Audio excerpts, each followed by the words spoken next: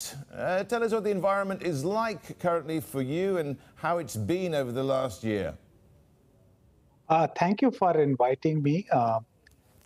Environment is far more better than we had earlier, and particularly for our sector in India, we are classified as an essential services as we supply electricity to the grid. So government ensures that your team can move easily across the city, and there is no challenge. So per se, as an industry, we did not get much impacted by COVID. In fact, we had much cleaner skies, etc., which uh, ensured that we are in a very healthy shape. But country did get impacted, but due to now huge vaccination drive, all our teams are working from office, and everyone feels safe because of a strong focus in city like Mumbai and Delhi on vaccination, and and government ensuring that vaccine is available to everyone at no cost. So that has been a game changer in overcoming this crisis. Vineet, I think the federal government there wants to build more than 25 gigawatts of solar each year to reach its 2030 target. Is the regulatory framework ready for that? Is it giving support, or is it proving to be a hindrance? And what needs to be done by the federal government for that goal to be reached? I think if you look at one of our biggest challenge in the country was the health of DISCOM and payment security by the DISCOM on time. And what federal government did is they got the intermediate company, which is 100% owned by them. And that ensures that developers are not only paid on time, but the PPAs are bankable. And they consulted Asian Development Bank, World Bank, and other multilateral institute to ensure that bottleneck is kind of mitigated, but it's still developers like us also do power purchase agreement with the provincial government, and the biggest challenge is due to COVID, their financial health have kind of deteriorated.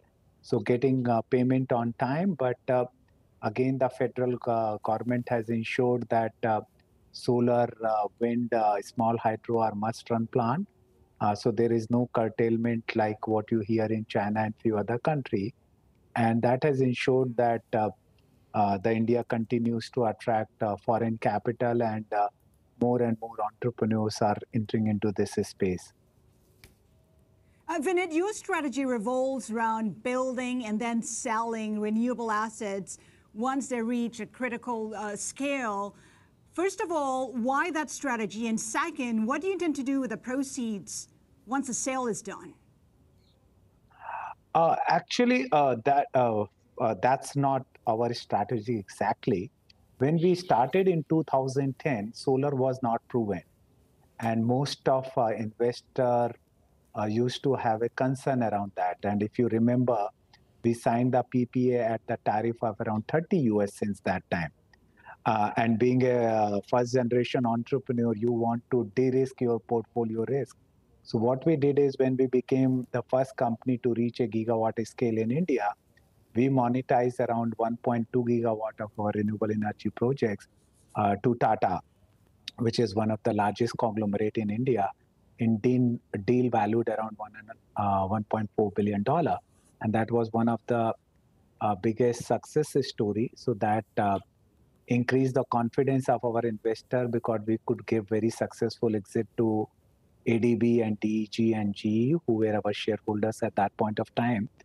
And then we continued to grow this business under the name of Avaada Energy. And in the last 4 years, we have developed 1.7 gigawatt of almost operational capacity, and around 2+ gigawatt of assets are under construction, which should be getting operational over next 6 to 7 months. And right. Vineet, I'm just wondering, any plans to IPO? We know that the Indian capital markets are, seeing a lot of euphoria at the moment.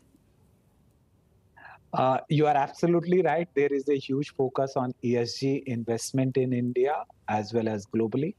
But as you had mentioned, we just raised $453 million, which helps us to reach 11,000 odd megawatt over a period of next 3 years. And this business, as you will know, creates a lot of cash flow. And we have a strategic investor which is not looking at a dividend coming out of this business. They also believe in India story like us. So we can continue to grow through internal accrual. So all of this will depend on government target, how the projects are awarded, and how well we execute on our plan. So right now we are fully funded for next 3 years. So there is no other plan as of now.